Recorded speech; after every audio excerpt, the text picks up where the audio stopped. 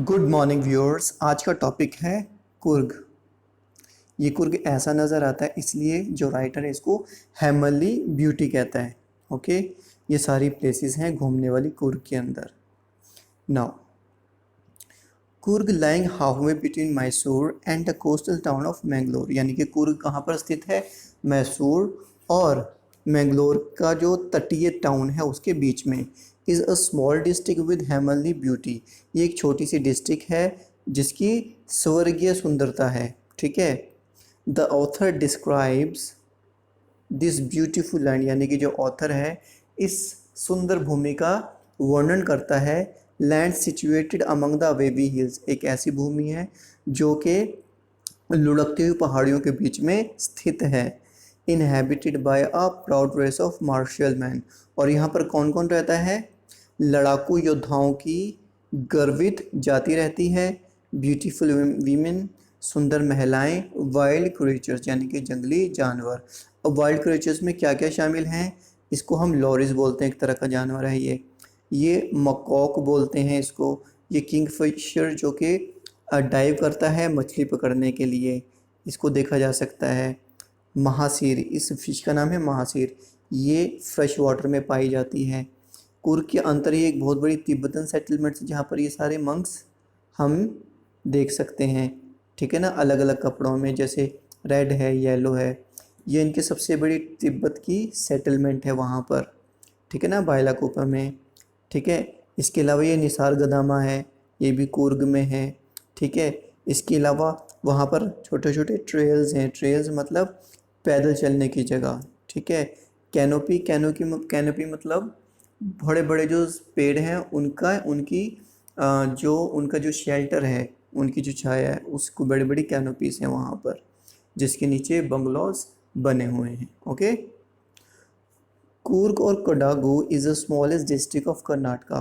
कुर्ग या फिर कोडागू ये सबसे छोटी डिस्ट्रिक्ट है कर्नाटक में, लेकिन मतलब कि कर्नाटका का ये सबसे छोटा ज़िला है। It has evergreen forest and is known for its spices and coffee. इसके इसमें सदाबहार जंगल है और ये अपनी मसालों के लिए और कॉफ़ी के लिए जाना जाता है। About 30% of the area of Coorg is covered with, यानी कि कुर्ग का लगभग 30% हिस्सा किससे ढका हुआ है? एवरग्रीन फॉरेस्ट, यानी कि सदाबहार जंगलों से ढका हुआ है। Monsoon bring in a lot of rain here, यानी कि मॉनसून में यहाँ पर बहुत ज़्यादा बारिश होती है। The best time to visit Coorg is between September and March, यानी कि कुर्ग जाने का सबसे बढ़िया समय क्या है? मार्च से लेकर सितंबर के बीच में। When the air is refreshing, जब हवा ताज़ा होती है। एंड वेदर इज़ परफेक्ट, और जो मौसम है वो सुहावना होता है। The place teams with coffee states, यानी कि जो जगह है किससे भरी हुई है? कॉफ़ी। ठीक है ना, कॉफ़ी से भरी हुई है, यानी कि कॉफ़ी के बागात हैं वहाँ पर। ठीक है।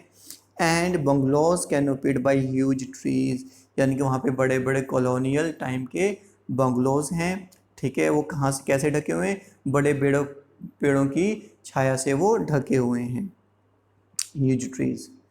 The Coorgis are independent people, जो कुर्गी होते हैं अनाश्रित व्यक्ति होते हैं, यानी कि वो किसी दूसरे पर डिपेंड नहीं करते। It is believed that they are either Greek और अरेबिक इन ओरिजिन, ये विश्वास किया जाता है कि या तो वो ग्रीक या फिर वो अरेबिक वंशज के हैं। अकॉर्डिंग टू वन स्टोरी, एक कहानी के अनुसार, a part of Alexander soldiers did not return, यानी कि अलेक्जेंडर की जो सेना का एक भाग है उसके कुछ सैनिक जो हैं वो वापस नहीं गए। And chose to move to Coorg in south, और उन्होंने निर्णय क्या किया? वो साउथ की तरफ कुर्ग में जाएंगे। They married local girls and settled here, उन्होंने उन लोकल यानी कि जो स्थानीय लड़कियां उनसे शादी कर ली एंड सेटल्ड हियर, और यहाँ पर वो बस गए।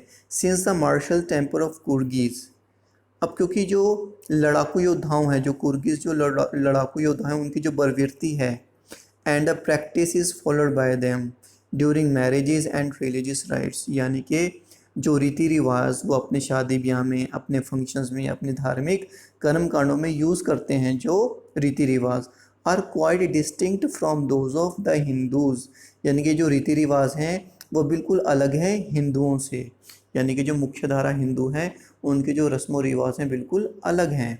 It shows that their origins are from the land of Alexander. ये इस चीज़ को दिखाता है कि उनके जो वंशज हैं, उनका जो वंश है वो अलेक्जेंडर की भूमि से है। The Arab origin theory is supported by the traditional dress. लेकिन एक दूसरी थ्योरी भी है कि ये जो लोग हैं, इनका जो वंश है वो अरब का है। कैसे?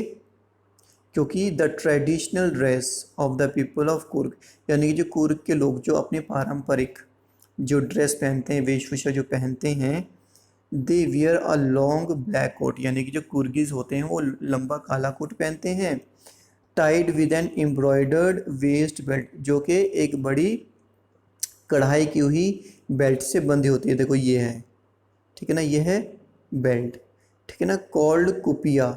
तो इसको क्या बोलते हैं हम? कुपिया। ये जो बेल्ट है ना, ये जो आपको नज़र आ रही है, इसे बोलते हैं हम kupya. Clear? Called kupya, a dress similar to the kufiya worn by the Arabs. अब ये देखो, ये जो ये वाली ड्रेस है, ये इसे कुफिया बोलते हैं, ये अरब के लोग पहनते हैं, ठीक है ना। ये चीज़ इस चीज़ से मिलती जुलती है। तो ये लोगों का मानना है कि शायद ये लोगों का जो वंशज हैं जो वो अरब हैं। कुर्गिज़ आर वेरी हॉस्पिटेबल, यानी कि जो कुर्गिज़ हैं बहुत अच्छे मेहमान नवाज होते हैं, ठीक है, यानी कि बहुत अच्छे मेज़बान होते हैं। एंड वेलरस रेस, और बहादुर जाति है ये। The Coorg regiment of the Indian army, general Cariappa, यानी कि जो जनरल कैरियप्पा थे वो इंडियन आर्मी के सबसे पहले चीफ थे, वो एक कुर्गी थे। Coorgis are the only people in India who are allowed to carry firearms. Coorgi लोग एक लौते ऐसे लोग हैं जिनको इंडिया में सरकार ने ये आज्ञा दी है कि वो फायर आर्म्स यानी कि गन्स वगैरह रख सकते हैं विदाउट अ लाइसेंस, यानी कि बिना लाइसेंस के ये लोग फायर आर्म्स यानी कि गन्स वगैरह रख सकते हैं, यानी कि इंडिया में सिर्फ इन लोगों के पास ही ये अनुमति है।